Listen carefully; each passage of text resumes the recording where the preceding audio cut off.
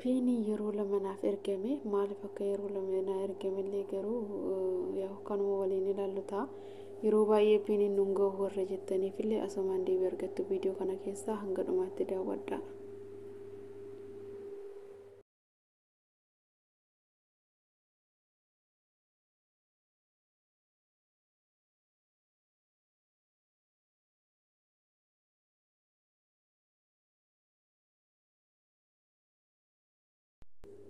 Ashama harka fuunii jirra jirtu bakka jirtanitti nageenya waaqayyoo isiniif haa baay'atu. Hordoftoota Masiihiyaasii fi keessanuu har'a viidiyoo birootiin dhufee jira jechuudha.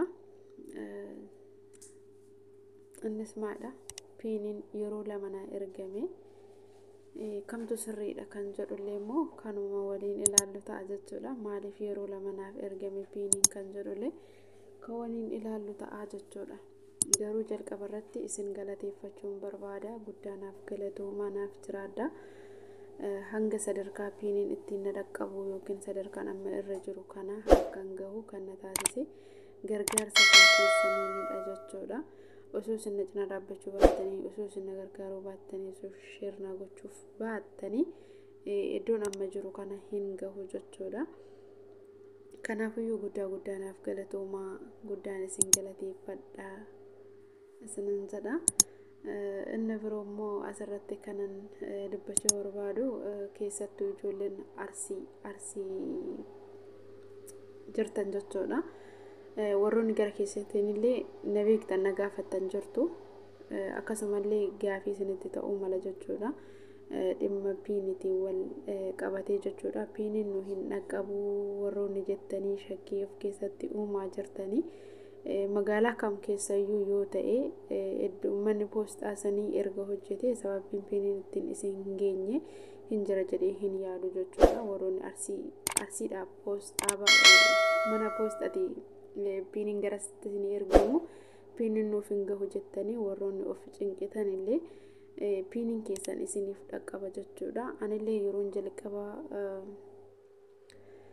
eegalu jechuudha. Namoonni illee shakkii keessa kootti uumaa turanii piiniin hin dhaqqabu jecha jedhutu ture jechuudha.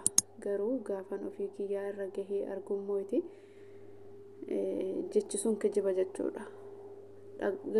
Dhaqqabuu dhabuus dhiisa garuu piiniin akka biyya nu gahutti nan amanaan immooti jechuudha. Dhugaa dubbachuudhaaf baay'eellee hin turre erga piinii naa ergee miiseejiidhaan naa ergee osoo baay'ee hin turiinidha kan na dhaqqabe jechuudha. Dura keessa kiyya shakkii waan tureefiyyuu sisteema lammaffaadhaan sirreeffadha kan jedhu nani keessa koo amansiise irra deebi'ee yuutuuba gaggaafachuu waan qabuuf nan geenye jedhee irra deddeebi'ee gaggaafachuu waan qabuuf irra deebi'ee gaafadhee si'a tokkoof jechuudha.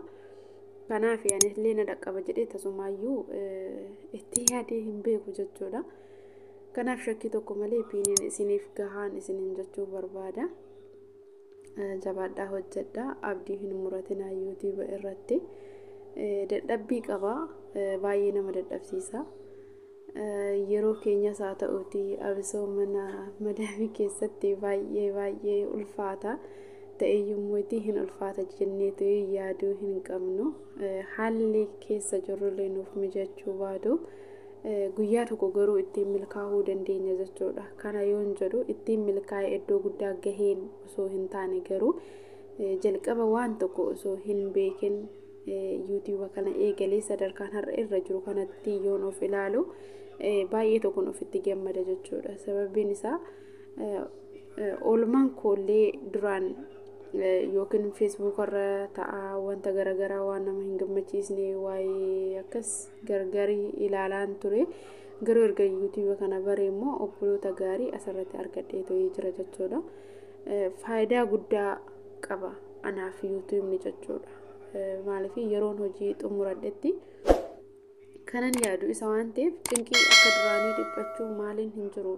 Dhugaa dubbachuudhaaf yuutuuba hojjechuun hedduu tokko nama gammachiisa. Yeroo namarraa fudhata garuu yeroollee namarraa fudhatu obboleewwan gaarii as keessaa hin arganna. Kan nama jajjabeessan, kan nama cinaa dhaabbatan, kan yaadan, kan waan hundaaniyyuu nama gargaaranii asirratti ittiin wal barree jirra jechuudha. Kan ammoo sila yuutuuba bannee dhafe malee hunduma isaaniitiin iyyuu dura wal beekaa hin turre jechuudha. Kanaafiyyuu warroonni YouTube bantan illee abdii murattan abdii hin muratina jabaadhaatii hojjedhaa. Guyyaa tokko galma gahuu dandeessu. Wantoonni abdii nama kutachiisa YouTube keessatti hedduun jiraachuu malu. Yaa ta'u malee garuu osoo abdii hin kutatin hojjechuu qabdu jedheen yaada jechuudha. Innaa kana kanumaan isiniin jechuu barbaada guyyaa har'aa jechuudha. Sababbiin immoo peenii yeroo lammaffaa nagahee bubbuleedha xiqqoo jechuudha.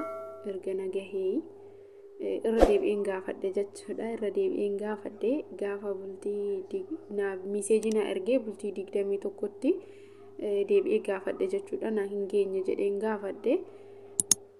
Kan duraa sun na dhaqqabee jira jechuudha. Kanuma dura na erge santu biyya na gahee jechuudha. Osoo ammallee baay'ee hin turin piinii yeroo lammaffaa biyyatti naaf ergame jechuudha. Yeroo lama piiniin kan biyya naaf gahe jechuudha.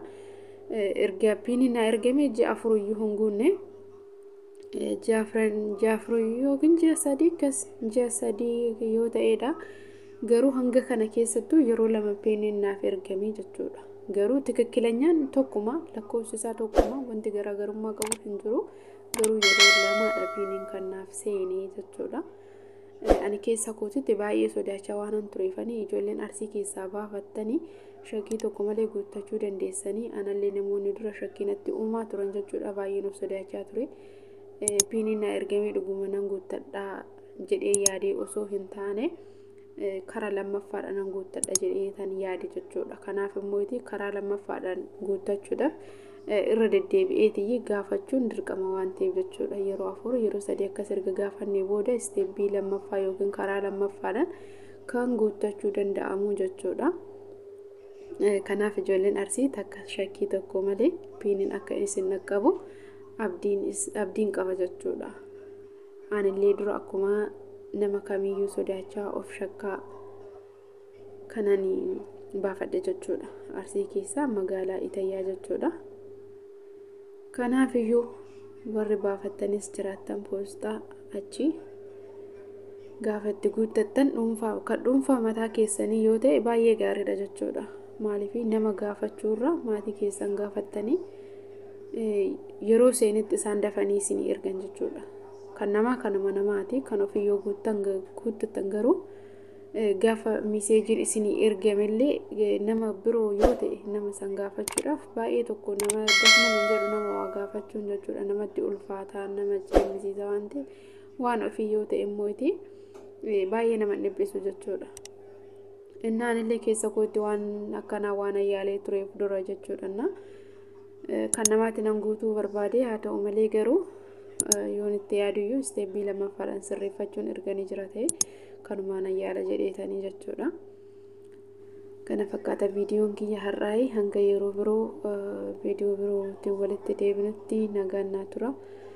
Viidiyoo kana immoo laayik sheer gochuun yaada keessan koomentii irratti naaf qooduu hin dagatina.